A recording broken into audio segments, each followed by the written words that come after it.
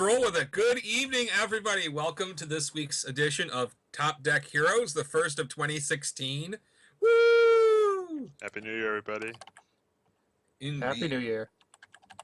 So we actually got quite a bit to cover tonight. As we all know, next weekend is the World Championship for UFS in Las Vegas, Nevada. Yeah, it's supposed to be our last Top Deck Heroes before that event because Sean and I are flying out on Wednesday afternoon. We could have two special guests. That could happen. That's something to consider. But before we even think about that, let's go straight to the news. A couple of news items this week. Our first item up is some new prize support. Hughes, why don't you cue up the first card? All right. Huzzah! I'll read it. Cool. Burning Blitz Vortex. It's a 5 difficulty, 2 check, +2 mid block, 5 mid for 5. Has Death, Good, and Order. Has a new keyword trait, Charge. This is in bold, so it's just like Punch, Kick, Slam. Has nothing special to it. And Powerful 5. It's a biggin. Yep. R card pool, commit your character. After your opponent plays their second this enhanced step, commit their character. Pretty nifty control piece card. It rolls a 2. Yeah. This card is quite good for when you just want to have your balls drop and you're not sure how to do it. Yeah, this is one of those, we discussed a couple weeks ago, finishers that get you up and over. Yeah. This card gets you up and over. Provided you can get it fast enough that they can't block it. And provided that you can get a couple momentum going. Imagine if this card it's had... best for sure. Ooh, hey, that's something. But imagine if it had air, and then it was a kick. Imagine Jasco Games knows how to design things and wouldn't do that. We'll get to that on the second card. Imagine it had all evil and order instead of its symbols, and it were a 2/5 foundation with a +1 high block named Bloodrun. Imagine, wouldn't that be great? Imagine if this card had an enhance that said your opponent discards their hand. Wow, that would sure help it deal damage. So, I really like this card. I feel that this card is a possibility to help do things we're discussing a little later tonight, and that is to beat Kim. Because you can block with this, and if Kim plays 2 enhances on his next attack, you can tap him. Yeah, actually, the phrasing on this card is somewhat puzzling.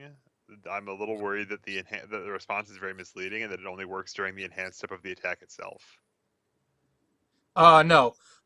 With how Tim explained it to me, our card pool effects can just work.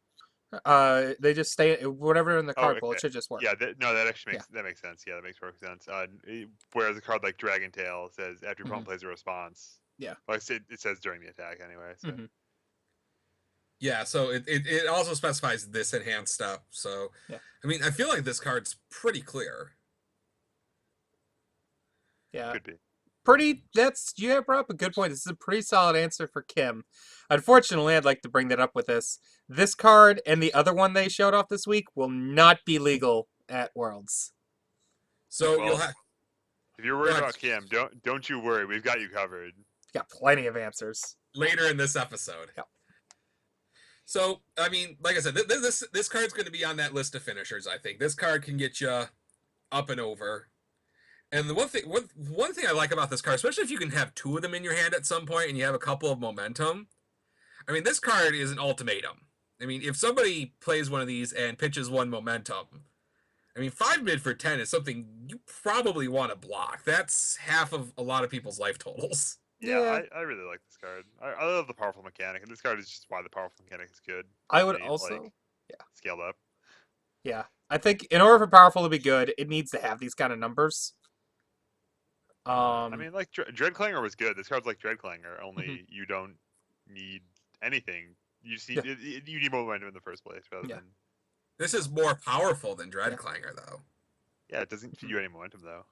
No freebie momentum. These symbols struggle to generate momentum. They're not great at it. aside from like the good old fashioned honest way of getting momentum, dealing damage to your opponent. Power up. And they're not absolutely fantastic at dealing damage to your opponent either. They're not flush with throws. They're not flush with cards like Crash Slam. Oh, Doesn't Honor get throws from Gabrick? yeah, they have plenty of Oh, throws. yeah. They have the best throws. All right, you're right. The other thing is, unfortunately, this has charge instead of ranged, which I really feel it should have based upon this gorgeous art You can't. Because what? for Get out of here, motivation. Matt Hughes.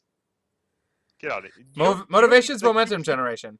But Hughes, it does have two. It does have two keywords. You don't need this card to have range. You need the cards you play before it to have range. Yeah, I know, but still redundancy. So you go Blizzard Sword into Dust Crusher into this, and now they die. Just like every good in order deck. Every single one. And yes, this does share two symbols with Rain Flush, but it's also itself rolls a 2. And I mean, I'm a coward. We know this. We need the 5/2 theme deck. Like all the cards have 5 difficulty. They deal 5 damage. They have as many 5s on them as possible. This It card also does has have 4 5s on them. Should have been a +5 mid block and a 5 check, clearly. Obviously, we should just reprint clones. I mean, that had lots of 5s on it. I was thinking about like just idly. I took a walk during my lunch break, and I was idly thinking about, well, what if we made some 5-check cards, 5-check attacks? I think it should just all be mids. They should all be incredibly overpriced, and people will still play them. We could play this card with Dark Tide Summon. Somebody in the chat thought of that. That'd be interesting. Oh man, imagine playing this card with United Beast Stand. It could be powerful 7. That's not even overkill yet, is it? Nope. I'll pitch 2 momentum. It's a 5 mid for 19. Deal with it. Oh, hey, it's Marco. 7 mid for 21, sir. United Beast Stand Correct. also increases speed and damage. You are correct. But you also have to play this on a 7 difficulty. Plus Alright. progressive.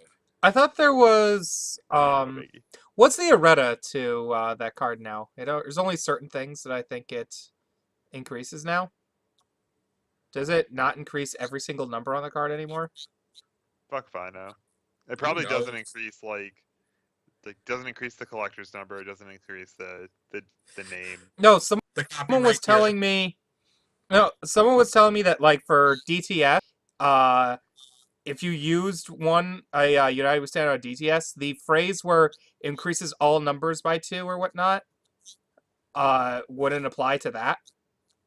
Yeah, so you wouldn't add 3 cards and draw 3, and then draw 3 cards and then Yeah. get +4 damage. Well, I believe the ruling on it was numbers versus word numbers. Like numbers and then word numbers. yeah, digits versus like O N E for 1 kind of thing. Right. Well, let's, You can look that up So while we're yeah, going. this it card can gets be it only changes speed, difficulty, damage, block modifier, and keyword ratings. so does it make this card copyright 2018 Jasco Games LLC? Nope. No, but it does make it 7 mid for 7 powerful 7, which is the dream. That's really good. Alrighty, so that's Burning Blitz Vortex. Oh, we should also mention it does roll a block. Yeah, you I got said to. it's +2 mid block. Mediocre. This art also looks beautiful because of the extended art. Like, Yeah, I it's really like pretty. that. Which Let's bring up the next card. Spider Suplex. An Go for awesome it, Hughes. throw. 5 difficulty, 2 check, +2 mid block, 3 mid for 6, Desperation 4, reversal, throw, Death, Earth, and Order, or Death, Earth, Water, sorry. E, gain 3 We'd like this vitality. to have order. I'm used to throws having order. But free enhance, gain 3 vitality. This card has So- lots of good things about it. Sorry, Matthew Turner and Clark enthusiasts everywhere. Suplex City has a new mayor, and his name is Jada. Yeah. This Does with Cody Jada. match a symbol with Clark? Nope. Nope. This card. Works with Goro though. Yeah. There are 3 characters I think are going to use this card insanely well. First is Jada, who we brought up. It's you get to bring it back every single one of your turns, so it's a 6-point swing when they block it. Even if they block it, because you do it 3 of them, and you're always gaining 3 for free, which I still can't quite get over that. I, for one, welcome Jack Lamborn 2.0. I do too. Another good person is using this with Ryu. It's Ryu with throws is pretty good. I think this kind of pushes it over because it also allows you to run between this and Lunar Catapult being back, Tsubaki, so you could get the enhance on it with combo desperation. A lot easier. Ryu card. Get out of here. Yes, it is. And the other character is Iori, obviously. I think you could do an Earth Throws Iori deck with not all throws, but with those main 3 I said. And the 3 free vitality gain allows you to get more uses out of his enhances when you're at low vitality. I will grant you that the Tsubaki synergy is very real. Like that card is I know I've jumped on people for playing that, including you in the past a lot, because it's just so underwhelming when you don't have the combo. But now having this plus Lunar Catapult is a lot of cards to combo with, and that card's quite good. It's actually pretty respectable when you can combo it. As much as like a 5 difficulty 4 high for 7 is kind of fairly good. I should also bring up Life Gain Goro because Piglet. Yeah, this a negative stolen against Goro? Like, are you kidding me? Oh my god, I actually forgot about negative stolen being more free life gain. Yup. You got to count to like 2. You actually need Burning Blitz Vortex to kill that guy. You need to count to potato. I can't count that high. Yeah, man. Like those range flushes are not going to do it. No, 5 damage is not enough. Luckily, he can't reversal sweater suplex your rain flushes. You can do it against the multiple. You're not wrong. This is another promo attack that rolls a 2, and it's a throw with a block. Yeah. I would just like to point out, it was mentioned to me by multiple people over the past year or two, how they've been trying to make throws worse. What the hell's this then? This card's insane. Throws just can't be bad. I don't know. Let's compare this to Bat Dive. The other 2 checks you have available, to be honest. Like, I don't think this card's worse than Dancing Flash. I mean, this card's going to have to compete for 2 check slots with things like Nomai and, let's see, on Earth, what's it got to compete against on a 2? What rolls a 2 in Earth? Darkside Master. Darkside Master. Yeah, okay, that's true. And then what rolls a 2 on Death? Death's not a playable symbol. Nevos. Nevos doesn't roll. Nevos is a 3. Finale Rosso? Oh yeah, like God, I don't even know my fanboy cards anymore. I'm just a cynic. Better at this game than you. I don't play. So this card, I think, this card's going to see a lot of play, which does bring us to a couple of concerns. Matt Hughes, why don't you take it away? Well, when these got spoiled the other day, I was a little bit distressed because I saw 2 attack cards. As we all know, 1 card everyone gets for entering, or 8 players, or however store gets to it. There's 8 copies basically to give out per week, minimum. And then there's the other one, which is supposed to be the top 2 prize, or first in a door prize, whoever the store decides to do it. In either case, there are less copies of 1 card per kit. When it was originally, they did promo reprints like Revoke, Conch Blast, Focus Charge. These were fine. These were awesome. They were nice and pretty. People who had copies already. Worth so much. Let's not get into Valiant Assault. But the idea was it increased the card pool for the new players of these cards. It also showed what cards they wanted to have reprinted from Red Horizon. And it just made it so either new players would get them, cool, or old players would get them and then decide which ones they want and give the others to other people. Then they did character cards, which you only need 1 of. So usually they got to the other players pretty easily. Now we have attacks. Attacks are one of those things that you most likely want 4 of them. So now it forces people to be really cutthroat if they don't want to be, if they want all 4 copies of these.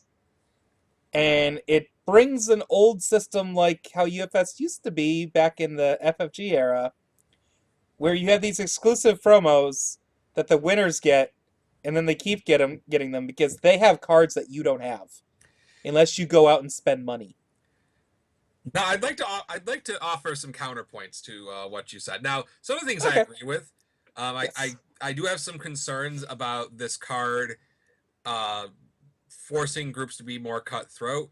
That being said, I think, groups in general, I know I'm guilty of this a lot. We don't always play our best UFS because we're kind of having fun and being casual. So, but I don't know. It's going to swing the pendulum all the way the other direction if everybody really, really wants this card. Yeah. Like, there's points and counterpoints on both ends. I'm probably going to talk about it more tomorrow because we have not as much going on besides getting people ready. But there is what I'd like to point out before we continue. They've said that this card is going to be a common or uncommon in Red Horizon 3 whenever that comes out. So that could be good, sort of. Like, it'll make it so when Red Horizon 3 comes out, all right, it's all over the place. Mm-hmm. It's not that much of an issue. But not to ridicule Jasco Games, but Jasco Games is Jasco Games. Are we going to see that set anytime soon? Nobody knows. It's a mystery. They have announced, however, that they will be offering this card up for redemption the following month, which I think is good, but I really wish they would put cards up like this simultaneously. And personally, I think redemption is a little expensive, but I mean that Kevin mentioned before the podcast that they're free cards either way. You're turning your garbage into cards, so you can't really complain that they're that expensive. Yeah. Yeah, it's Like, a really- tricky situation in any case. Like, what do you do the second week of the month?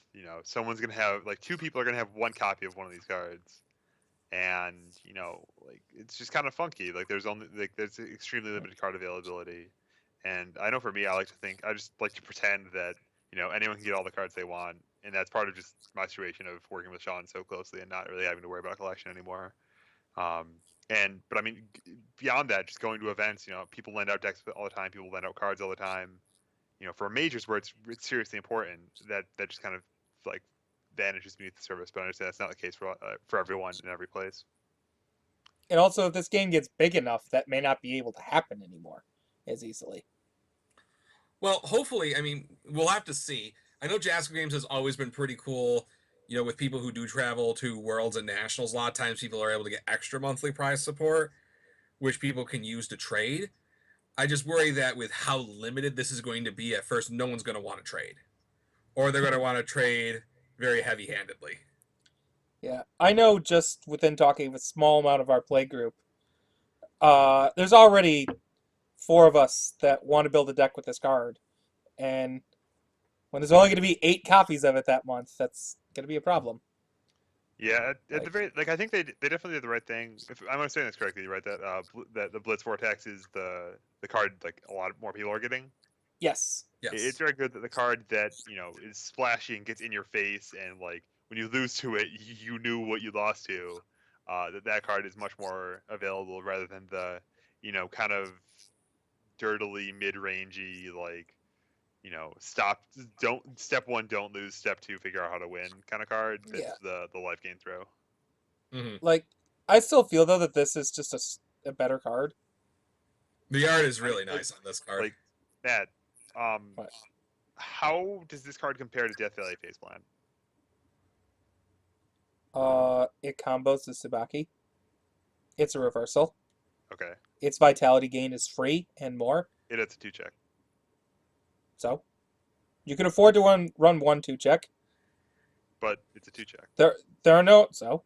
I think Kevin does. I understand. Like, there are advantages and disadvantages to both cards, but is this card like dramatically off the rails better than Death Valley Phase Plan? I don't think so. I think it's better. Clearly, I it's think seen as better. But I think it's the a lot better. synergies. I think the synergies it has with those select characters we've brought up, I think that is where it pushes it above and beyond. I mean, it does work out though that we do have two almost alternates for this in Gavrik's support. Like if you really want a reversal throw, you can run reverse shoulder launch. And if you really want life gain, you can run Death Valley Faceplant, and Death Valley Faceplant rolls a block. Now, I won't concede that this card is not better than the other cards, because this card is better than both of those cards, for sure. But at least there's a kind of semi-close alternative if you can't get them. And I mean, I'm guessing that Jasco Games considered that when choosing this card to release early. Yeah, and to walk through that line of reasoning a little more, like I don't think this card is a mile better than Death Valley Faceplant. And Death Valley Faceplant is Gavrik's third best throw. And not every deck needs to play mono throws. Like you're leaving something on the table when you play, 16 throws instead of like 8 throws and 8 something else's. Hey, I think a certain Piglet will disagree with you about that. Yeah. Hey man, you want to look at Piglet's decks and see how many types of Gatling attack he has in them. That's the something you're leaving on the table when you play mono throws. Fair enough. Like, I also think this card's going to be really important for Jada decks from here on out. I mean, you could. I mean, Jada could just run reverse shoulder launch instead for the time being. It's so worse. It's still an alternative, though.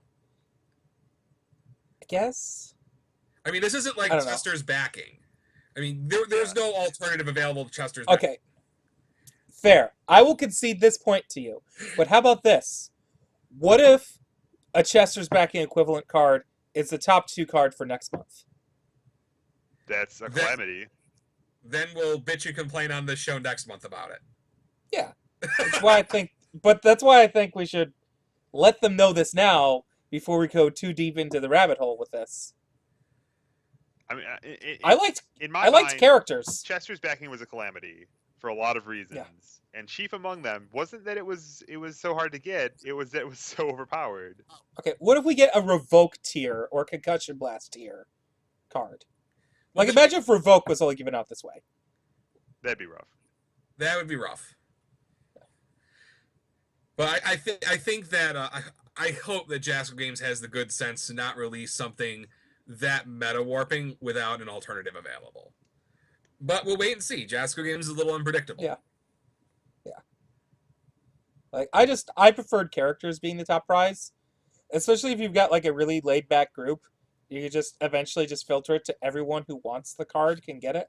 Well, I think there's a hidden cost there too. Like if you have a character like Reese, I mean, people talked about Reese. I don't know how many people actually built Reese. I don't know how many people actually gave a shit about Reese. Like, how many people came out to your event to get a Reese card? Like, 2 people maybe over the entire world. But this card, as you said, you have 4 decks already that are jostling about for position to try to build first. It gets people going. It gets people excited. But the thing is, that has to do with the quality of the card, not the type of card. Well, I mean, I'm more inclined if I knew that after the fact there'd be Spider Suplexes available, like in the way that Summer Heat and Spiders and Dragons is available, I'd be less apt to try every week to make it to the tournament. I mean, it's a double-edged sword, fine line to walk on. Because Jasco really wants people to be playing tournaments every week. Yeah. But they want everybody to have a really good time. They want everybody to feel like they got value out of it. And I think it's hard to do both all the time. Mm-hmm. And I think Jasco, compared to other games I've played in my time, I think they do better at that than almost everybody. Especially for people who don't finish at the top of the pack. Yeah, like, as long as, like, they also brought up, since this is a common or uncommon in a future set, whenever they do go up to drive-through, they'll be making them a little bit cheaper. Because they know they're basically making people buy commons from a future set. That's neat. So, and it does come to a point where you have to compromise, and they are a business. Mm-hmm. So that's where I've kind of fallen on this. I can accept it, but I still feel that a card type where you want to have 4 copies of it should not be something that's a top promo, unless it's just a reprint. Well, as long as there's other avenues to get it from, it'll be fine. And I think that's where I stand on this. As long as they put the cards up on drive through after the month, or they put them up for redemption after the month, I don't think it's going to ruin anything. But they've also got to be on top of making sure that happens every month religiously. Yeah, if it just kind of slips through the cracks and one of these cards isn't available for 3 months, then it starts getting really rough. Especially because that card stops being the monthly prize support promo, and so you have 8 copies in a state, and it gets to be an exclusive club. Yeah, and we don't want that because we've done that before. So, I'll admit to I was on the good side of that. It's not fun. It's not fun on the good side either. I still get harassed by it every day. I gotta live with it the rest of my life. You make sure to bring it up like once a month. I do. And so on that, let's move on. Let's get away from this topic because we've used up quite a bit of our time on that. Let's get back to the rest of the news. For those of you who haven't been on the forums lately, we do have a Las Vegas roll call thread that I started, finding out who's getting in when so we can start partying early.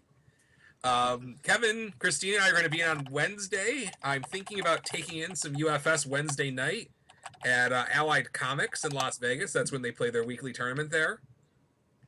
Something to think about. Weekly tournament. They have daily tournaments out there, Shut Up, Brian. But Allied Comics is the Wednesday night, I suppose. Well, Wednesday night is Allied Comics' turn for their tournament. If you're coming in for the event, please post on that thread so we know when everyone's going to be there, so we can hook up, play UFS, get drunk, and do lots of fun Las Vegas things. Which hopefully means just a lot of UFS. That's what I'm looking forward to. Our last bit of news for today is not Jasco related. It's actually related to Rochester CCG. Just a reminder to folks who need to get cards for the Las Vegas tournament. The last day to order for Las Vegas delivery is this Saturday, the 9th. So if you need a pile of cards for the tournament, please put in your order by the 9th. Select in-store pickup and make a note that you would like them delivered, and I will bring them out and put them in your nice little hand. My hands are big. Huh? My hands are big, though. Yours are? No, they aren't. No, they're not. Weren't you the victim of all the Burger King big hands jokes? Those commercials. Oh yeah, when they had the little burgers and then the big burgers. Yeah. All right, so let's move on to our top story for tonight. The first top story of 2016, and that is our Las Vegas survival guide. Kevin Broberg, this is our 4th trip to Las Vegas. Christ, is it really? I guess it must be. No, it's our 5th. It's our 5th trip. 5? Maybe it's your 5th. I think I'm on 4. We went 2012, 13, 14, 15, and 16. You could be right. This is our 5th trip to fabulous Las Vegas, and we wanted to go over some things we recommend to make sure that your Las Vegas experience is the best that it can be.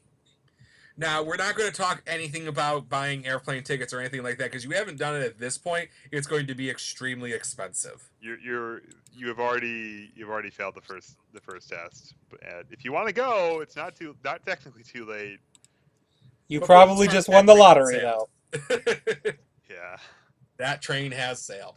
So once you're in the city, we got some advice. So, if you're able to, I very highly recommend a rental car. Las Vegas is a little different than Indianapolis, for those of you who've been to Gen Con. Because like Gen Con, you can get to everything you need to by walking from the convention. But everything on the strip is very, very, very expensive. So if you're able to get a car, you know somebody who's renting a car, that lets you get off the strip to where things are much more reasonably priced if you're trying to go on a budget. Yeah, when you're on the strip, you're kind of in the center for capitalizing on tourists. Where capitalizing means taking their money. And there's nothing wrong with that. You get some really good quality experience, some quality, food, service, all that stuff. But it's expensive, and when you get into the actual part of the town where it's just where the people who live in Las Vegas go to eat and to hang out or whatever, the prices change. So once you get in, go to your hotel and get settled in. You don't want to be hauling your crap all over Las Vegas because unlike Gen Con, there may be 100,000 people downtown, but they're not there for card games like Gen Con. Well, they're there for card games. Well, not the But- card games we're thinking of. Yeah. So get settled in, get your stuff put away, all that fun stuff. Yeah, you And want to be yet- able to go back to your hotel room, crash and fall asleep, and just be able to get up in the morning and have your clothes, in a reasonable location. Not have to unpack your toothbrush or whatever. If you get a chance, go visit the Jasco Games headquarters on Cameron Street.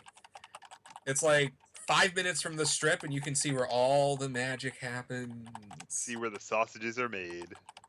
Not really, actually. That's probably in China. So that'll be a fun time. The next thing we want to talk about is food. So Food's really I'd like important.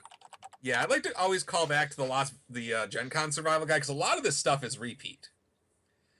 But things to consider. Once again, the Strip is very expensive. Everything to eat on the Strip is expensive. Very, very expensive. So if you're able to, back to item number 1, go off the Strip if you can. I talked to Shane Duckworth today. He highly recommends Roberto's. Kevin, Christine, and I went there last year. It's cheap Mexican food. They got tacos and fish tacos and burritos. I think they have Dude, tacos. I'm so hungry right now. Tuesdays. It's just cheap eats. It's good. And Shane I'm thinks glad there might be one near the Strip. Man, I'm glad I ate before this show. Another place that Shane recommends and I personally recommend is Raising Cane's. That is on Las Vegas Boulevard. It's a few blocks off the Strip. They have really good fried chicken. Yeah, it's like it's kind of like Chick-fil-A, only instead of like having sandwiches, they just have chicken. They just have like the chicken like strips. But the real reason to go to Raising Cane's is the Texas toast. They got good toast. Their Texas toast is really good. So go there and hit them up. They're more expensive than Roberto's, but it's cheaper than anything you'll get on the Strip. Yeah, it's just like fast food prices. Mhm. Slightly classy fast food. Like it's probably cheaper than Chipotle, I think, right? Yeah. And then if you can get off the Strip, you'll be able to find your normal staples like McDonald's, Burger King, and Friends. They have Jack in the Box out there, but I heard they have food recalls all the time. So yeah, if you want to gamble with your gastrointestinal tract, get in there too. Why not? What's a damn shame is they don't have any Waffle Houses. Man, I love Waffle House. ATL We don't Piglet even- knows about Waffle House. Sean, we don't even go there when we're drunk. Like we No, just I like going there when I'm stone sober at stone 10 in the cold morning. Yeah. Yeah, I understand that's the suboptimal Waffle House experience. Really, you want to be 2 a.m. shit faced. But So prime garbage plate time. yeah, it's like the garbage plate. It's the garbage plate of the South. It's a pecan waffle. Okay, so the other thing to consider, Kevin Broberg added this on here. Consider going grocery shopping for healthy snacks like fruit, yuck, vegetables, yuck, healthy bars like Milster's, Vegetables aren't yuck. on here. And Beef jerky. Jerky is good. I like jerky. Yeah, this is just to kind of keep you in fighting shape during the event. Just have something in your pocket you can snack on when you start getting. It's really great when you get salty after a loss and you just stuff your face to recover. I find that actually helps a lot. Kevin likes Also- to jerk after a loss. Oh. Also, another thing is like if your hotel room you're in has like a refrigerator and microwave and whatnot, if you have something like that, you could just go grocery shopping for things for like maybe you don't want to go out that night and you want to save a lot of money. I know I had to do that at Gen Con last year when I spent way too much money at the vendor hall. Oops. So that's the thing. That's food. So lots of food options. Las Vegas, like Indianapolis, maybe even to a lesser extent, you can spend as little or as much on food as you want. But in Las Vegas, it's really easy to spend a lot of money on food. Oh yeah. We go to the I think- Bacchanal. I think we've talked about Fogo de Chao before, where it's the Brazilian Churrascaria, unlimited steak. That is not even on the list of like really high end places in Las Vegas. Not even like normal places a human being could go to that isn't complete like food giant foodie. Like you can go to some real top end places in Las Vegas. The Bacchanal Buffet is certainly among the top end places. Oh man, they're really good. All right. Let's stop talking about food. I'm getting hungry here, and I just ate a calzone. Let's talk about gambling. Gambling. So, some people I know named Sean O'Brien have a gambling problem. And you play a card game. Isn't it great? Every time I make a control check, it's like spinning the wheel. Maybe that's how I keep it in check. So, gambling. No, you have a store and get to shred the packs for free. That also helps my gambling itch. So the top advice here is to set a daily budget and stick to it. Just just set a number. Don't let yourself go over it. And as soon as you lose that money, just pack it in, find something else to do. Take your friends with you. Go and just do something else. Play some UFS. UFS is free once you have your deck. And setting a daily limit's really important. Because if you go there with like a weekly limit, you'll be very surprised if you say, I'm going to spend $500 this week on gambling. You'll easily spend $500 the first day you're there. You probably spend $500 before leaving the airport. Because it is full of slot machines. You have a problem if that's true. Hey! I remember when he left Vegas like 2 years ago. He put like $10 in a slot machine, like one spin, paid off, walked home with like double his money, triple his money. Yeah. Good luck. Yeah. Airport gambling, good luck. But definitely set a budget, stick to it. Every day, set a certain amount. Don't go to Vegas expecting to win. When you go to Las Vegas, when you go down to the casino floor, and let's say you have $100, go there prepared to lose $100. Yeah, you're paying for entertainment. One tip I've seen actually is to take all of the money that you take your money that you're gonna spend. Like say you got $100, you got to spend $100, and you take your winnings and you put them in your pocket and you don't gamble your winnings away. So you gamble until you've put $100 on the table, and then you take what's in your pocket and you cash it out and you walk away. Christine O'Brien has reminded me that I do have Giggles there to babysit me this year with my gambling. So for those of you, I'm going to do a little side story here. This show's going to run over tonight. Deal with it. Last year, Giggles went to Las Vegas for the first time, and he likes to narc on me to my wife. So we get him to the hotel, and Ryan Field goes to check in, and there's a giant slot machine, and I have a gambling problem. I'm like, giant slot machine, let's play. So I put $40 in the giant slot machine, and in the time Ryan Field got registered, the one-armed bandit took all of my $40. And he sees Christine a couple minutes later. He's like, Sean lost $40 in a giant slot machine. And this is what he did the whole weekend. Anytime I lost money, he immediately reported it to my wife. And when you won, he didn't say a word. Nope. Oh, remember that time he reported to my wife that I was drinking alcohol and talking to a lady. Which is not like saying hello to one of the women gambling at the same table. Apparently, I'm talking to a woman. Imagine Jeff's the pit boss. So, Giggles babysits your money. You babysit him for everything else? Yep. Oh, man. So it's going to be a lot of fun. So definitely set a budget, stick to it. While you're gambling, nice, pretty ladies in scantily clad clothing like to come along and offer you cocktails. And I like alcohol, too. I think I also have an alcohol problem. Because I like drinking it. If they bring you alcohol, make sure you tip them. Don't be a cheap ass like Kevin Broberg. I tip. Make sure you tip them. Plus, remember, if you tip the nice ladies, they'll bring you more booze. Yeah. And the casino wants you to drink more booze, so you spend more money. Man, it's almost like they got the system here to take all your money out of your pockets. Lastly, if you're playing a game, especially if you're not familiar with the rules, don't ask the other people at the table. Ask the dealer. You can ask the Yeah, dealer what the house would do. the 'Cause dealer they is want guaranteed to know what to do and to know how to do it and to explain it to you coherently and accurately, which cannot be said of anyone else at the table. Mhm. And they want you to enjoy the games too, because that's how you spend more money. So if you have a question, ask your dealer. And have fun. I mean, this is Las Vegas. That's the city that never. So that's New York. Crap.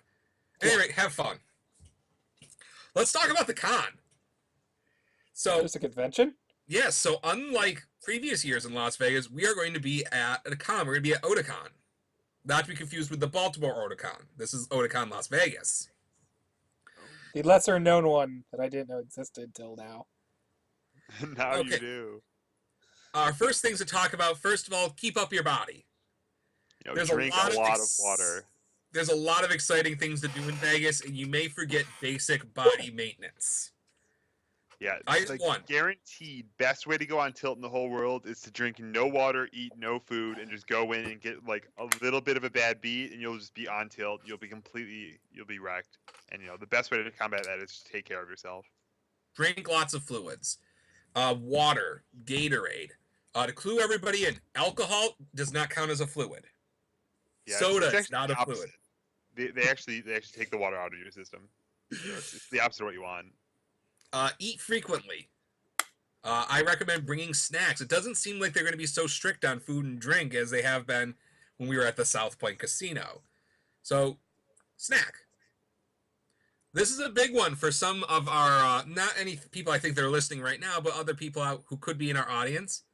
Bathe every day. Wear deodorant every day. Brush your teeth every day. Wear clean clothes, like fresh underwear and socks, every day. And this is for your comfort. This is for everyone else around you's comfort. You feel good. You play good. And being clean and fresh and having minty breath. Those things all help you in small ways too. And they also make everyone else not miserable. Don't forget that tie for top 8. Next thing about the con. If you're able to, please buy a badge. While you're not required to have the badge to play in Swiss rounds, you are required to have one if you make elimination. And we'd like this con to invite us back next year. So if we buy badges from them and go enjoy the con and help them make money, they will let us come back, hopefully. Yeah, play your part, boys. I should probably do this. We've already been tossed out of one venue in Las Vegas. You're not wrong. So now this is an anime convention, so there is a dealer hall should you actually purchase the badge. There's lots of other really cool shit to do around the con. Aside from UFS, I'm sure there's artists, there's artists, huh? Body pillows. Oh, the pillows. Anyway, but if you do indulge in those things, if you do buy the badge, do set a budget for this too. I think it's really easy to just throw all of your money away and to be begging people for a burger on the street. It can go really downhill in Las Vegas really fast if you don't set a budget. So make sure to keep your own finances in order. And again, a daily budget is really the best way to do it. Or to maybe go on Sunday to actually do all your shopping. So you can only fall so far. Yeah, don't do what I did at Gen Con and walk around that dealer booth for way too long and spend way too much money, and then not be able to see on the drive home. That's an important thing. Make sure if you're flying. Our advice. Yeah, but make sure that if you're flying back, that you have enough room to bring everything back. You're gonna have to spend extra money for shipping stuff back. Let's see. Tournament. Remember, sign-ups start at 8 o'clock and end at 9. Now, you guys all know how I am. I'm going to be helping to run this tournament, which means I will start giving out game losses if you are late. Taskmaster O'Brien. You can ask people who attended Gen Con this year. I'm not afraid to do it. Harsh but fair, Sean O'Brien. Harsh but fair. So, and, Yeah, go I ahead, recommend getting there well before 9 o'clock. Because silly shit happens. You can be putting your deck together and realize that cards are missing. You got to go back to your hotel room. And then you don't want to get there late. Just, get up early, get some food in you, get to the tournament hall, fill out your deck list, make sure it's correct, have your friend check it so you don't get Kevin Broberg. That's just going to be the joke forever, Kevin. Hey man, it's all good. It's gonna happen again. I'm So- undefeated in matches that I have a game loss since like Michigan 4 years ago. So One thing I actually have a couple of Good extra luck. recommendations regarding deck lists. Have your teammate check your deck. Somebody you know and trust.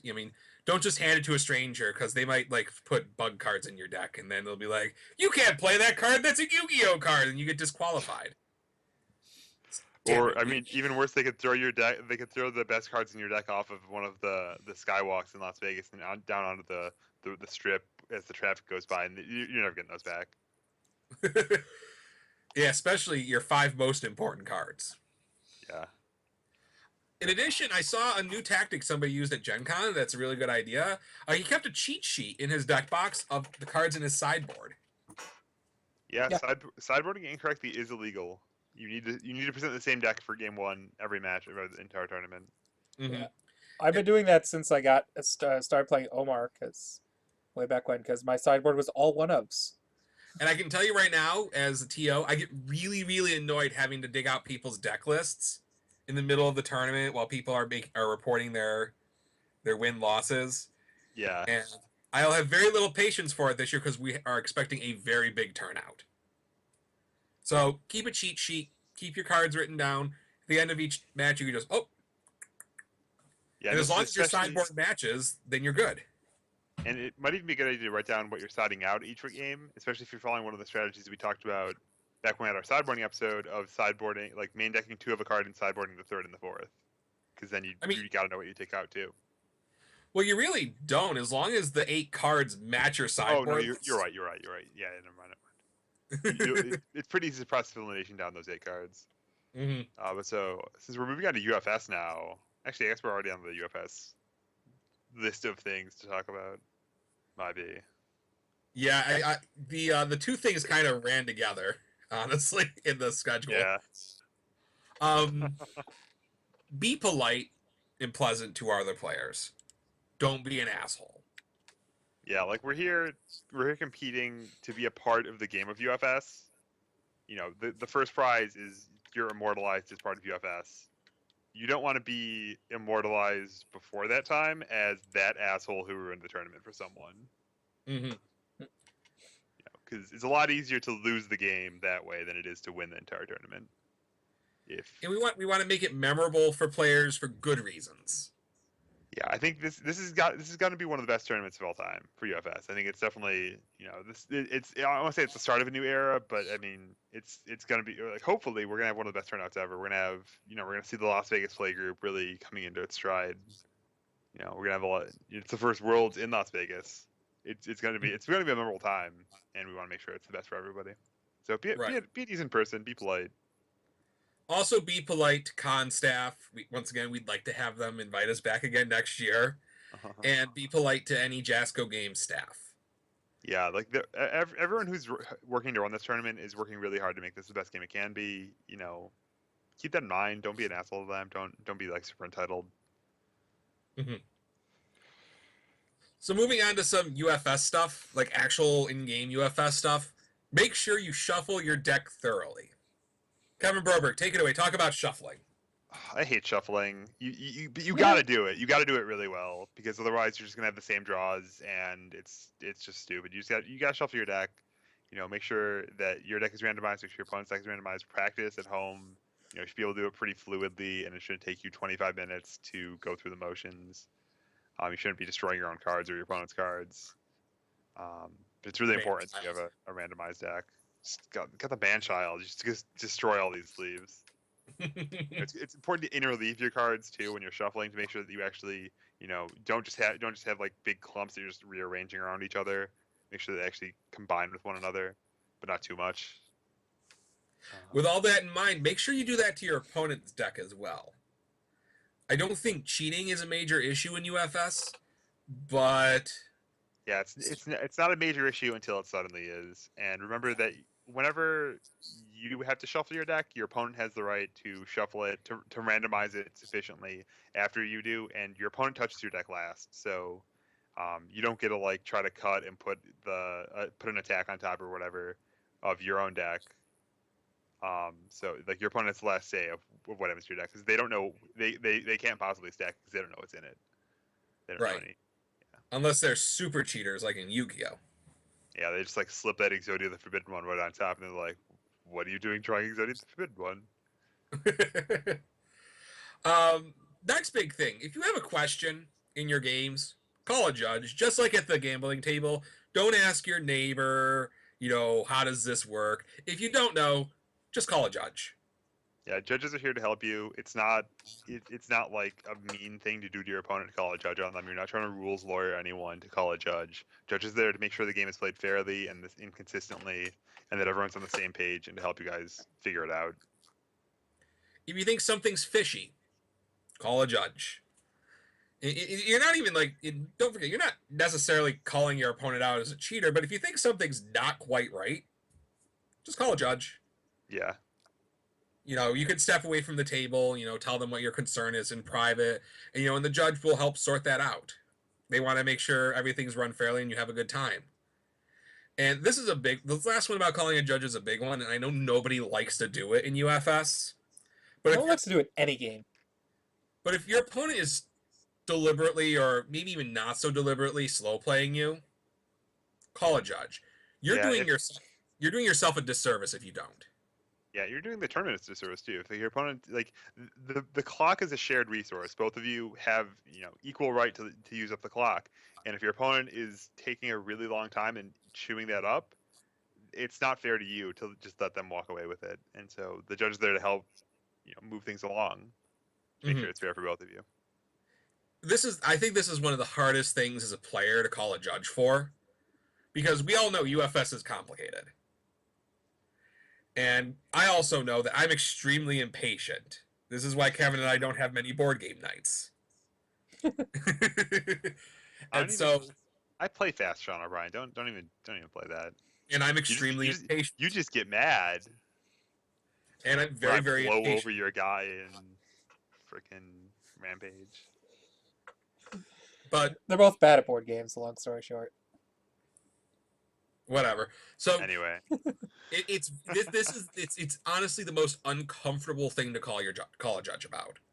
Yeah, and like you have to do it, but if the judge takes a minute to come over, you can ask for a time extension.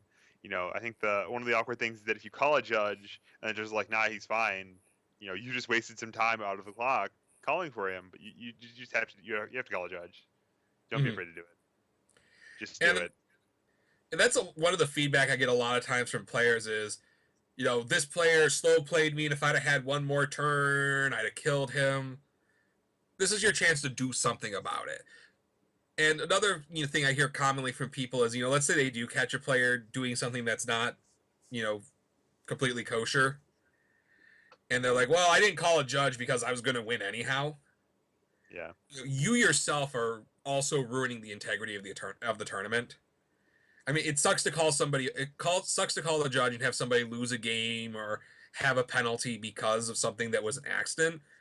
But that same person may be having accidents very often and having their opponent not call a judge for it. Yeah, if you spot something, it's doing a service to people who aren't as perceptive as you to call it out and to get make the judges aware of it so they can keep track of it. The game's bigger than just you. Mm-hmm. And remember, your opponent's not there to help you ever. They want to win. And actually, since we're talking about slow play, I think one huge tip to actually help yourself play faster, if you think that you spend a lot of time sometimes, is it's when your opponent is thinking, when it's your opponent's turn to act, to try to do as much thinking as you can at that time, even if it's like your opponent's just like in the tank over there. You should be looking at your hand and figuring out, well, what am I going to discard to the review step next turn? What's my game plan? How am I going to try to move forward? What am I hoping to draw? What am I hoping my opponent doesn't have in their hand? And try to get that thinking done during downtime when your opponent is thinking, so that when it's your turn to act, you can do it quickly. And remember, a draw is only worth 1 point. Winning is much better than drawing. Yeah, I would take 2 wins and a loss over 2 draws and 2 draws and a win. So, Turns out one of these are with 6, one of these are with 5 match points. something from the TO's desk I'd like to make people aware. When your match ends, please submit your match slip as soon as possible. Because at the end of rounds, it's a huge bottleneck collecting match slips from the remaining rounds that are still going, waiting for all this stuff to happen. The more we can space that out for the scorekeeper, the less it's going to be less likely there's going to be an error, because human error is always a possibility, and it's also going to keep the tournament moving along, because I want to go and get drinking. Yeah, and if you turn in your result slip earlier too, that's just less. There's ultimately a bottleneck on top of just people like handing the scorekeeper the slips, also getting those typed into the event reporter accurately. And if there's ever a mistake, the more he has to do at once when he's hurried at the very end of the round, that's more chance for mistakes. So turning him in sooner is a win-win for everybody. Another thing about the scorekeeper's desk to be aware of: please don't linger or loiter around the scorekeeper's desk during rounds or between rounds. It's extremely distracting. And that's just from my experience. And anytime the scorekeeper gets distracted, that's how mistakes gets made, because the way our software works, for any scouts out there, they know it's really easy to fuck it up. I mean, you put the W in the wrong box and that could ruin someone's day in the tournament. And it may not get caught till at the end of the final round, a round 2 mistake, and then the whole integrity of the tournament's messed up. So, anytime we can make the chances of an error less possible, the better. Yeah, you got play your part to help everything go smoothly. Mm-hmm. That means leaving the scorekeeper some space, leaving the event staff some space. Mm-hmm. Lastly, about UFS, during top cuts, slow play doesn't apply. You want to make the best choices possible. You want to take your time, because you have all the time in the world. Unless you're Garrett Brett, you always have to catch a plane at like 3 o'clock in the afternoon on Sunday. You're still expected to make your decisions in a reasonable amount of time, but there isn't the time pressure of the match clock ticking down. You can't take 25 minutes figuring out what your play is. You can't look at your opponent's entire graveyard, chart out their deck list, and map out what's in their hand. Those are unreasonable. But you can take your time, figure out what you want to do, and take a deep breath and relax before you act. I mean, ultimately, we're here to have fun. We're here to play. We're here to play to win, but having fun is number one, I think. Yeah, that's the very last thing for UFS. Play well, have fun. But it's time to move on to our next statement. Speaking of having fun, and something that's the opposite of fun is Kim. But what is fun is beating Kim. It's so satisfying slapping that smug whatever in the anyway. So this week's top five strategic ways, top 5 strategies to beat Kim. It's not top 5 cards, because anyone can do top 5 cards. It's easy to figure out the top 5 cards. These are the top 5 ways to pick apart his strategy.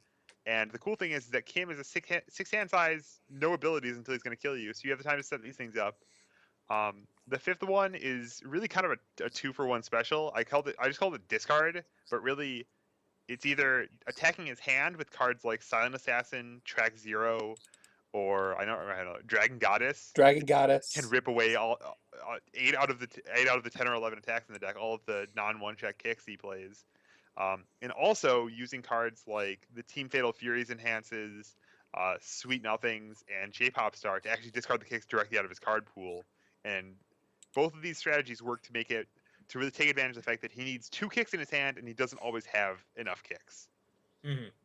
Another really good one to bring up is Brilliant Tactician. Oh yeah, Brilliant Tactician, and also that one's reusable. Yep, just sits in your stage here. He has to do something about it, or else he's just going to be chipping you for like 5 or 7 or whatever damage tops. Like half blocking with a Templar with this enhance, so good. Real good. And also Iori, if you manage your life total just right, you can pay 2 life and tank a hit and remove those kicks from the game and make it really hard for him to win the game. Mm-hmm. That way. The one common theme with this strategy though is that if he just draws better, it makes him draw. It takes his draws and makes them worse. But if he just draws extremely well, this actually doesn't really help you very much because it doesn't necessarily take away his ability to just have like 3 or 4 kicks in his hand, and now he can still just kill you. He just marches right through it. One thing I feel like you may have forgotten from this category, because I felt like this category stretched into also locking his card pool. And I'd like to make an honorable mention for orders from Hydern.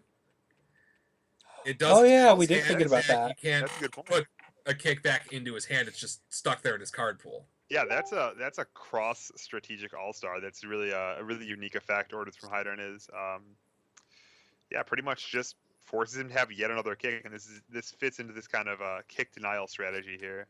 So I think that's a good call on this category. Because it also leaves in there increasing their difficulty on all their things if they do actually have another kick. We'll get to that at the end of this. Oh, I know. Number four. Yeah, so I put number 4 as simply blocking, but honestly, this is more important than number 4 would have you believe. I think that blocking is actually being extremely good at blocking lets you beat Kim because it forces him to, it forces him to really kill you, and a lot of things can go wrong when he has to really kill you.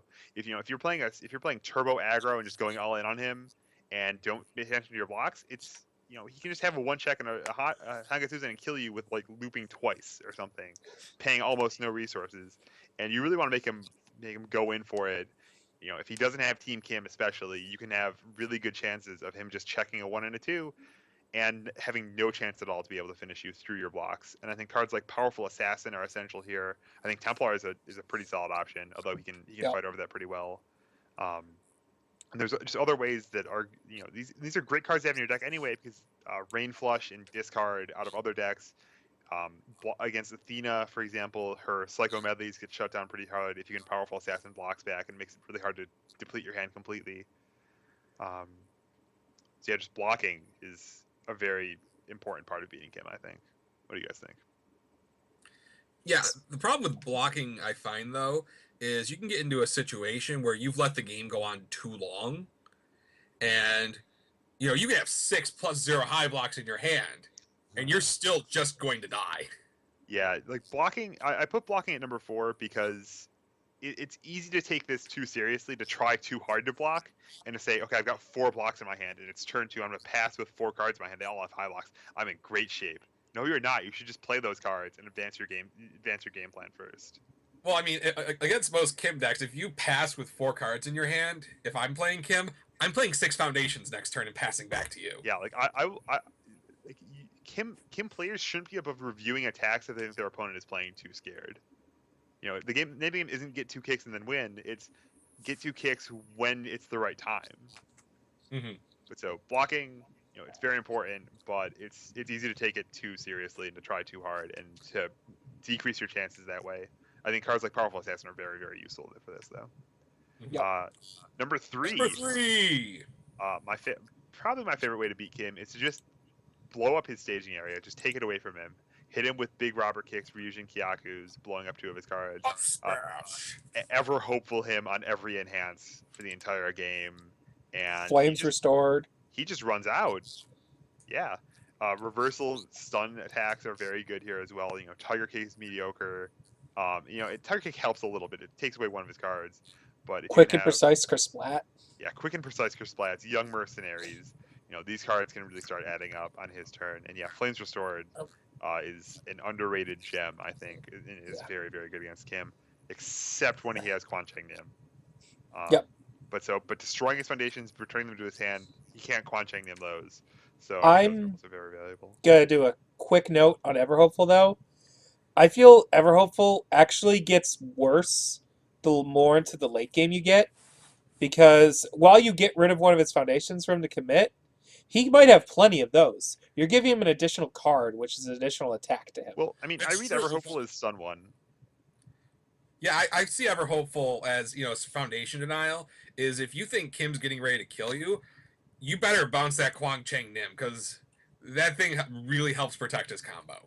If you can bounce that on your turn before he goes in on you, you're in a better position. And while you're right that in an extreme late game, putting more cards in his hand means he has more kicks. I don't think you can. I think that it's relatively infrequent that you can actually deal with like Kim at the point where he's comboing and deal with like 8+ kicks with combo abilities going on them because he has that many foundations, Mhm. and it's better to try to end the game before it reaches that point because Kim does have inevitability. He will Yeah. kill you sooner or later. Yeah, because I know like the Kim decks themselves play Ever Hopeful. Not only is just the spot answer things that target them, like Brilliant Tactician and a lot of the other cards that we've brought up, but at the same time, it allows him against the beefier characters to just get +1 attack in his hand. Yeah. Mhm. I think we may have missed a card on this one though. I think Yeah, absolutely. Into the Sunset I think deserves being noted here. Oh, you're That could be absolutely another right. one, yeah. That's it's a new one that I haven't completely internalized. And these aren't exhaustive lists by any means. I mean, it's definitely there should definitely be some room for you to find your own things that fit into these categories, especially I the bet next that was a pretty category. important one. Yeah, Into the Sunset is an incredibly good card. Turns out he can run it too, though. Yeah, it turns On out Yes. double sided. But so the number 2 best strategy to beat Kim is to beat his face in, get aggro on him. He has 28 life, which is a large number, but it's not that big, and he doesn't defend it that well. Yeah, if you can force him to block with his kicks, you're winning. Yeah, for sure. And I think especially you want to be able to it's really not even like all in aggression necessarily, but poking him is really good. Hyper Bomb is an incredible card against Kim, I think, because it accomplishes Yeah. foundation denial while also aggression, while also giving you a resource advantage that you can then use to block really well. So I just Mhm. 3 things all at once. So it does have a pretty high, it's 5 difficulty, so it's not free. Yeah, Kim does not like being pressured. Yeah, cards like Yami Brai, Shield Ram, um, Sagaki offering. These are all very solid, as well as just attacks that are just naturally huge. I think that Smile and Missile is an incredible card for this category because it's 4 difficulty, does 7 damage by itself, and then if you're BB Hood, it's 8, and now it's drawing you a card. Navos is a very important card if you're playing any of its symbols against him because it can take away half his life in one card, and you'll play it and he'll have to block it with one of his kicks because he doesn't want to lose half his life if he can't kill you next turn. That card's really good on reversal against Kim. Because that card can easily pressure him for his life total. And he's either going to have to expend a lot of his resources that he would have used to kill you to block it.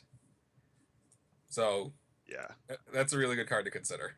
I think Navos is an underrated card for this matchup in particular because it's also one of the best blocks available on its symbols, I think. But it's also a high... punch his face in. Chasm Buster decks are probably pretty good here. I think that if I remember right from Church's discussion of the tournament, he played against Dave Wagner's BB Hood deck, and it was a fire aggro deck, and it had a good matchup. It just checked very poorly, and I mean, at the end of the day, I think this is a very important message with him: is that it's a good deck, it's not unbeatable, and being a good UFS deck means that when you sit down, you're 50-50 to win the match. And so if you catch a bunch of unlucky breaks, if a bunch of things go against you, you're more likely to lose than if you didn't. It's obvious to say, but I think it's kind of subtle to put into practice. And so the number one way, you may have picked up on this, but the number one strategy I think to beat Kim is to increase the difficulty of his kicks, to use Breaker, to use cards like Hanya, and to put cards into his card pool with Adopted Guardian, Jada's Reversals, cards like Seratanium Blades, and just either flood his card pool, add difficulty to all of his cards, and just make life hell on him. Attack his foundation base in a way that you can't Quan Chang Dam, and do it on the print on the cards that are in your hand, hidden from him, so he doesn't know you have a Smile and Missile and another high block when he tries to go in. That's the very best way to take him out.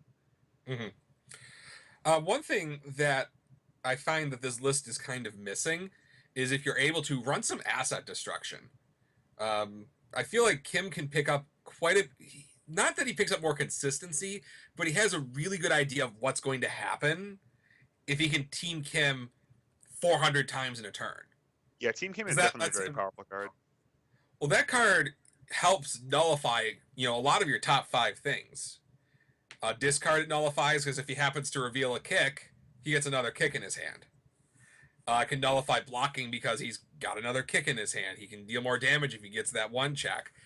It can it can You know, nullify foundation it denial helps because with foundation denial and you check more difficulty because now fives. he's much more likely to check fives. Yeah, and it helps a little bit with aggression even because if you're trying to play the Pope game, you know, every time you attack him, he gets a free reveal. It might be a chance to put a kick in his hand. Hmm.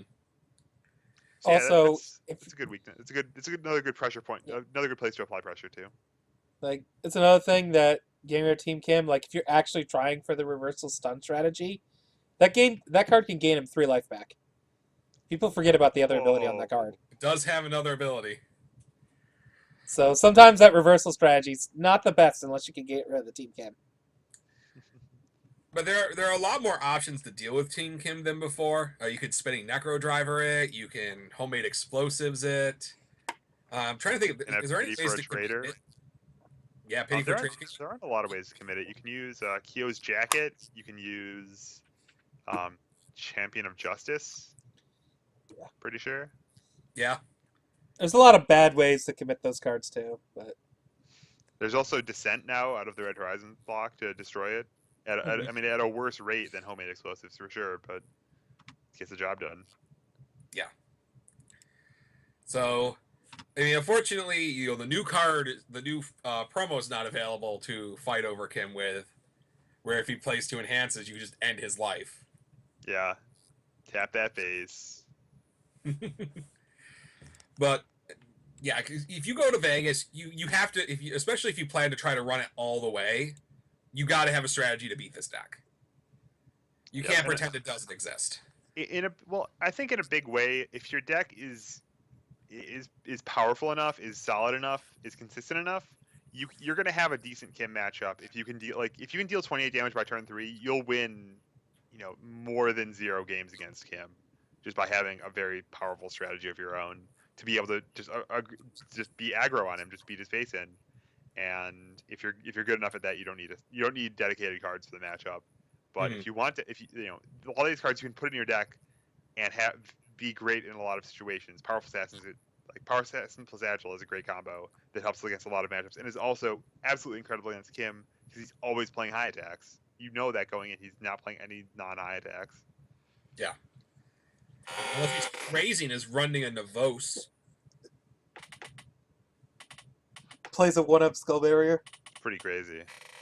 I mean, he could be playing Jackhammer Kick. Honestly, I mean, these 5 strategies you talk about here, Kevin, doing those 5 strategies against any matchup seems pretty good. Yeah, but they're especially potent against Kim. I think that like Mhm. if you can fit in all these cards, you know, you're never gonna have 100% matchup, but if you want to have the Kim handbook, the Kim, like the recipe for Kim destruction, take a look at this. This is gonna be a good way to do it, I think. Hughes, any thought on Kevin's top 5? No, I interjected in my cards here and there that I think apply on there. The other thing I want to bring up is cards with momentum costs like Seratanium Blades. While they can work, they're not the greatest because one of his attacks just gets rid of all your momentum before you can even use it. Yeah, that was actually one of the things I wanted to mention when we were talking about Team Kim was that fighting over it becomes more important when you're relying on cards that have momentum costs like Sertanium Blades, like Sweet Nothings, like Skull Barrier, which are all, you know, solid. They can all be extremely good, but if your opponent can find the Howheaton, then they all get blown up by that. Unless you can revoke it, in which case, you know, you're also golden still. Revoke is actually a relatively poor card against Kim in my experience. Yeah. By the way, you can probably get some use out of Out of Your League against Kim. Oh, mama, I forgot all about that. Yeah, that's a card. Excellent. I should have remembered that considering I just got through telling that to Jeff the other day. I mean, because that card, if you if you Out of Your League his Kim response, you've now clogged his card full for the turn. Yeah, that kick stays in the pool, and he's still down the card he discarded. So if you have like 2 Out of Your Leagues, you could very realistically starve him of cards. Mm-hmm. But I wouldn't recommend using them both at once, because then he'll just stop attacking and kill you at his leisure some other time. Hey, you know, if you buy a turn, you know that you need to be able to capitalize on that. You need to be able to have that aggression, because as you say, you know, he can just put it back together later. He'll figure it out. if you give him all the time in the world. Yeah, that's my experience in a lot of the Kim matchups I've watched. Yeah, there are some where he just blows you out turn 2 because he's very lucky and you're not so much. But any deck that lets him linger, anything that kind of durdles around, I think a deck like that's at a disadvantage against him. Yeah. Because he will happily wait till turn 7 or 8 to kill you. His kill's pretty potent later in the game. Yeah, if he found like 2 1-checks and a 2-check, you're just not gonna live. Mm-hmm.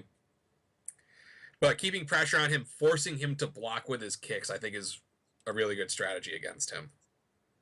Yeah, like just the pressure game is so good, especially if you can combine it with resource. Like just not like you don't need to be like up smashing him 2 times a turn or anything, but like just punch down his staging area a little bit, ever hopeful him 2 or 3 times a turn, that kind of thing. It can be very difficult for Kim to deal with that. And ever hopeful, I think, is especially good because it makes his draw steps worse too. Or you can sideboard into Cyrith and give all of his control checks -1. That's Alara, actually. Oh, I'm sorry. You can side into Alara. Wait. No, it's Cyrith. Cyrith's +1, bro. Stupid. Well, you side into whatever angel gives all of his moves, all of his checks -1. Which one of you played Angels in a Nationals tournament? Me? Which one of them knows it? Not me? UFS Ultra knows it. I will Yep. I will wager any amount of money that it's Alara. Cyrith is +1. Fair enough. So you switch into whatever angel gives him -1, because -1 on all of his kicks is pretty good. It can be pretty nifty. Although if he does have Team Kim out, he can blunt it with Team Kim. Yeah. It's kind of funny. You can't win for losing. So that wraps up our top 5. Let's talk about the upcoming events, because there are a couple things on our schedule. Besides, this event we've been talking about for the past hour. So, yeah, so the World Championships next weekend, February 14th through 16th in fabulous Las Vegas. Kevin, I believe you're celebrating a birthday. Yeah, January 16th. So make sure to buy Kevin lots of booze for your birthdays. Hey-o. Woo! I'll make sure to scrub out so I don't have to be hungover for top 16. We have a PTC coming up in Lubbock, Texas, February 13th and 14th. For those of you who aren't familiar, Lubbock is the original home to Jasco Games, or Joffus Classic as they like to call it.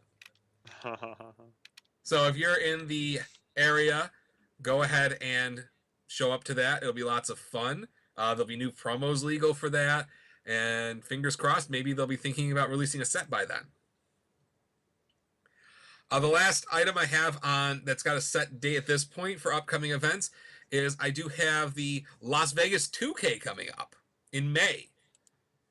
We've announced the prizes for this event. First place in the Las Vegas 2K is going to walk away with $1,000 cash. Real dollars, not Rochester Fun Bucks. Real money. We're going to be at the Level Up Expo, May 14th through 16th. No, I'm sorry, May 15th through 16th. My mistake. I think I extended the con one day arbitrarily because I like conventions. We're going to be selling stuff at the event. We're going to be just generally having a good time. Jesse Cervini and I are going to be driving to Las Vegas for this event. So we'll be doing the mega road trip across the country. Nice. Kevin Broberg, you're thinking of coming out for this. I sure am. Matt Hughes, are you going to come out for the Las Vegas 2K? We'll see. You can win $1,000. Yeah, it's cash. It's making me think about it. So we want to get that out there. We want to start telling people about it. I'd like to have a great turnout for the second privately financed UFS tournament of all time. We're also looking for other possible locations to have a 2K maybe later this year, like November, December. So if you think you can support it, get a hold of me and we'll try to see if we can set something up. I'm trying to think if we have anything else to cover tonight. Matt Hughes, you have a picture to show everybody. Oh, yes. Yes, I do. Thank you. You said that. I almost forgot. Look at this. Beautiful, beautiful faces on here. It might be a future champ card. Let's see, who is that? Well, I know that fat kid in the bottom of the orange shirt. That's got to be Giggles. Nobody else smiles that big. And also has his eyes closed for the Of picture. course, he's his eyes closed. He's so happy. Um, oh, there's a good-looking man with a waterfall for hair. I wonder who that is. He's got a Ryan big, Field. ugly nose. Must be though. Ryan Field. So, this is going to be the art for Ryan Field, Jeffrey Cons, and my champ card we won last year at Las Vegas, Rochester CCG. It's going to be a great card. I don't know if I'm allowed to tell you guys what it is yet, so I won't. Yep. At this rate, this card's going to come out before any of Kevin's cards that he's won beforehand. You're not wrong. I'd like to give a special shout out to Sonic, Justin Clark. He's the artist who did the art. He's very reasonable as far as pricing goes for anybody else who wants their art done by him. He also lives at my house, so I was able to give him lots of detailed direction. If you happen to be a person with large breasts, he's really good at drawing those. So, Kevin, you may want to consider Sonic Justin Clark for your card art. You may be able to gain large breasts in your art, whether you have them or not. Imagine if these were like this, huh? So we come to the end where we do a very short segment on maybe something a little non-UFS related, but this one's going to be more UFS related. Hughes, you're going to be excluded from this segment because you're not going to Las Vegas. But Kevin, I want to know, what are you most excited about for Las Vegas? Not necessarily UFS related. I think, like, I would be excited for singles and teams, but there's so much like apprehension and uncertainty that I'm like on the net. I'm just more excited to go hiking because like hiking's just gonna be fun and great and cool and outdoors and cool that way. So I think I'm going to go with hiking Red Rock with you guys. Ooh, that is going to be a lot of fun. I know one of the things I'm most looking forward to is seeing the UFS players not for UFS. Like, yeah, actually, I'm looking forward to seeing them for UFS, but I like the time we spend not UFSing as well. Other thing, I'm a little bummed this year since we're not all going to be at the South Point Casino. Like in previous years, we're not staying at Planet Hollywood because it's expensive. We'll be at the big castle instead. Yeah. But it was all I always did like about South Point that we were all in the same place, or most of us were in the same place. So we can get super messed up on the floor, on the gambling floor, and then just stumble back to our hotel rooms. Yeah. Which, I mean, it's only a block back to the castle, but it's a long block. They're Las Vegas blocks. I mean, you have to go by the whole entire city of New York to get there. You're not wrong. So I'm looking forward to seeing the family. My UFS family. I'm really looking forward to see Piglet, my big sexy stud. I'm looking forward to see, I think Fernando's going to Las Vegas this year. Fernando Aragon will be in attendance. I'm looking forward to seeing Slam. Looking forward to seeing Jack Hale. Looking forward to seeing Shane and Jason. I mean, the list goes on and on. I can't possibly name everybody I'm looking forward to seeing because it would take the rest of the night and I would probably forget people. Probably. I'm not going to be there. Name half of them twice. I'm not going to be there, but I want to wish good luck to everyone. Go beat the crap out of Giggles. He'll just come back and beat you even harder. Super secret Giggles tech. Yep. I mean, if you ask Phil Birch with the super secret Giggles tech, it's be an asshole and put Giggles on tilt. Yep. What is Giggles can never die. It only rises again harder and stronger. Oh, wait, hold on. I said not to be an asshole during the survival guide, so that strategy's out. Yeah, forget that. Don't put Giggles on tilt. Make Giggles laugh. It's really easy. It's really easy. So easy. Say the word eggplant, and he'll start laughing. Eggplant is... I wonder if that's his safe word. No, it was when we first met him, and we were in the back of Millennium, the old version of Millennium, and like, why is his name called Giggles? Venom goes on the speaker. Giggles, eggplant. Laughs and falls over. I haven't seen Giggles fall over recently from laughter. Yeah, I think You the got to last- show him pictures from 4chan. Yeah, I think I'm the not last sure. time I saw him fall over was at Gen Con when we were reading The Eye of Aragon. That was too much for him. Oh yeah, actually no, yeah, But- he fell over at Gen Con once or twice. Yeah. I think we should about wrap it up, though. We've kept people for an hour and a half. Yeah, we ran over. We knew that we would. We took a little longer on some of our topics. So, may or may not be a show next week. Depends on if we want to wrangle up 2 guest hosts. If you are interested in guest hosting, please contact me and I will approve you or not. I'll also approve or not doing a show while we're away. I mean, Also, assuming that you are available at 9:00 Eastern on 8 next o'clock week and not Eastern. traveling. 8 o'clock Eastern. Well, you have to still be free at 9:00 too. So there. Mhm. Oh man, Jesse Cervini wants to host. I don't know if I can have 2/3 of Total Justice Gaming on Top Deck Heroes. I don't know. I'm pretty sure I'm the one with the camera. I think it'll happen either way. I think Oh, I'll shot fire you. threats. All right, guys. We'll see you guys next week, possibly. We'll see some of you in Las Vegas next week. Some of you will be at home. And that's it. Good night.